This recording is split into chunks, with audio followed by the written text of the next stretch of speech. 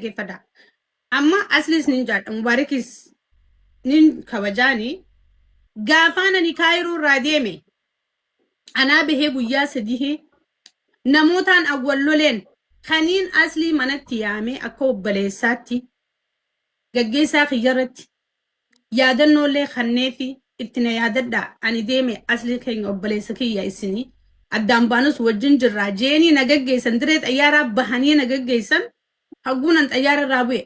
namootaanan gaafas wallolee walii qabatanii aslii fi Mubaarak manatti afeeranii mee dhaggeeffadha waan isaan na godhallaa ani ma waan kana irraan dubbadhe bal'isee jechuudha hammeenyaa fi akkuma seenaatti isinii mujjiraa Oromoo mana yaammatanii dhalaalee san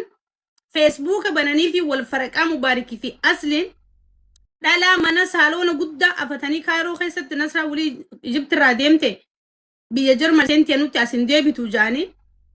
nyaata kana afeeranii barcaa kana afeeranii laayivii Facebook bananii fi nama 7,000 mana aslii ta'uu mana Mubaarak ta'uu mana aslii nama 7,000 ture warri na arrabsu jechuun nadhoo san afeeranii an biyya raabot nasraanni sobdii keezii na sii deemtee Oromoo gurgurtee deemtee kijiba baastee deemtee namni isii tuqeen jiru ifiif bawwaabaan iftumte bawwaabaa jechuun zabanyaat tume malee namni isii tuqeen jiru kana jechuun na xiqqeessuu fi Oromoo keessaa humaa hin qabdu zimbiloo takka namni isii tuqeen jiru nuutu Oromoodhaaf bakka bu'aa isiin dhaggeeffatinaa jechuudha afaan Oromootiin isinii galee na arrabsisiisaa turanii na wajjin nyaatanii akka malee na arrabsisiisaa turanii gaafasan ani achirraa deemeetiin jira hawaasni kun guutuun natti bahee jechuu sababa isaaniitti sababa aslii fi Mubaarak hoggu Mubaarak cufe aslii bana mana Mubaarak nama 8,000 anasiin jira laayifii seenuu hin danda'u biyya kanaaf keessummaadha simikaardii hin bitanne na waccisiisanii ummata kana hawaasa kanaa fi ana akkanatti addaan dha'uudhaaf nuti sagalee teessiin hawaasa irraa humaan qabdu jaanii sagalee narraa fuudhuuf akka isaaniitti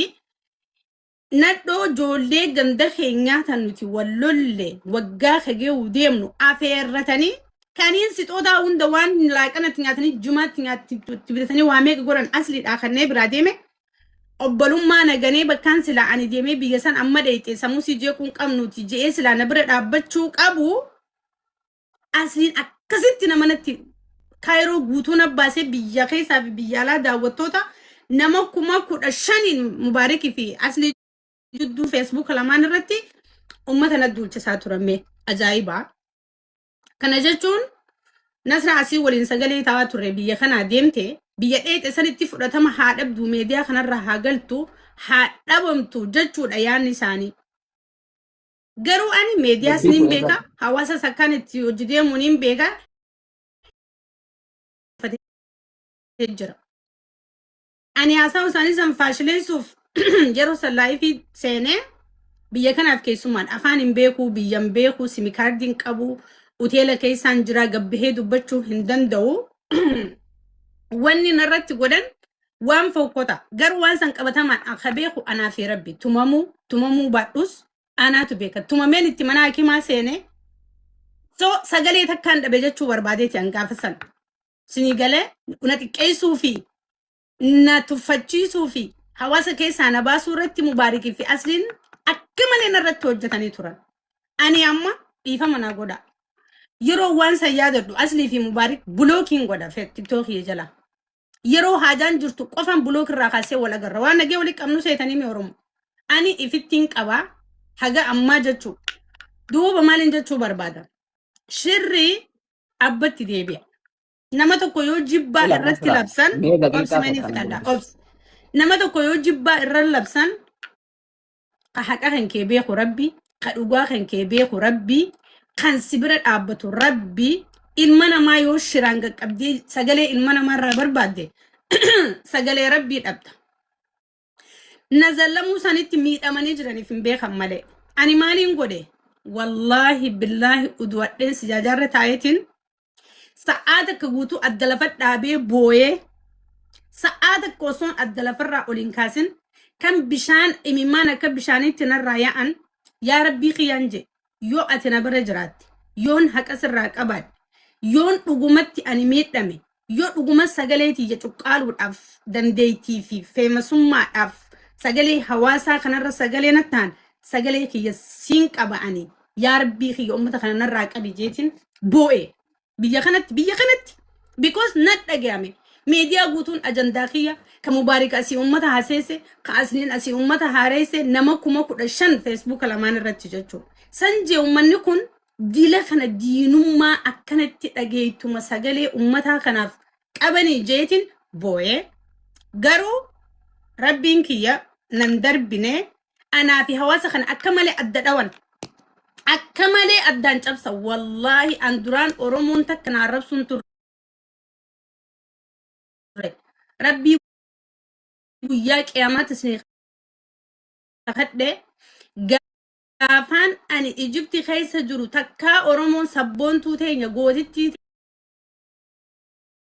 teenya jabduu teenya malee naan jetteen beektu eega gaafa akka mubaarikii fi asliin nama narra duulchisan gara waggaa lamaati sabni kun narraa gabbuu dide oromoo waaniin takkaan dubbatin irra dubbachaa jira isni galee bakka nadhawanii meediyaa kanaan jechuudha uummata illee hanqatan deanna sossoosanii hijaa asuma hijaan sana jirtu ittiin dubbadhu because na bira dhaabbachuu qaban turan malee sila akkasitti nadhawuu hin qaban turan yeroo sanii ani waan san hunda dabarsee sanillee rabbii jecha dhiifamallee godheefiitiin jira garuu sharrii nama yaaduun nama kuffisuudhaaf namarratti wal mari'atanii qabsaawanii akkasitti narratti hojjechaa turtan san isiniif hin milkoonni ani amma hamtuu isiniin qabu isiniin kabajaa nama isin boodaan dhufu takkaan ta'in dhaqab akka viidiyoon kiyyallaa akka sagaleen tiyyan dhagab meediyaa kanarratti wanti anarratti silaa dhoosaa fi zaahira anarratti hin godhamin hin jiru garuu rabbi yoo qabatte namni si danda'u hin jiru ilma namaa qabattee ni kufta anta kaa ilma namaa qabaddee hin beeku rabbii malee so kanaafi wanni gaafas narratti waan akkanaa kana isaan shiraan irra godhan garuu wanni narratti dhugaadha wanni an jechuu barbaadu dhaadachuu fi miti sagalee kiyyaas hawaasni beeka sagalee isaaniillee hawaasni beeka dhugaa fi sobaa feenya akkan jiraadhu maaliif akkan jiraadhulee uummanni kun ni beeka dhugaa kiyyaa fi warra dhugaa hordofuu wajjin arra gaheetiin jira meediyaa raayis hin banne ummata kiyyaaf hangaan danda'us hin ganne miira keessa galees jechi hamaan narraa bahee ummata kana hin madeessine waggaa meeqa haga irraa alhamdulillah siin gorsuu barbaade ammaan إلى نسرة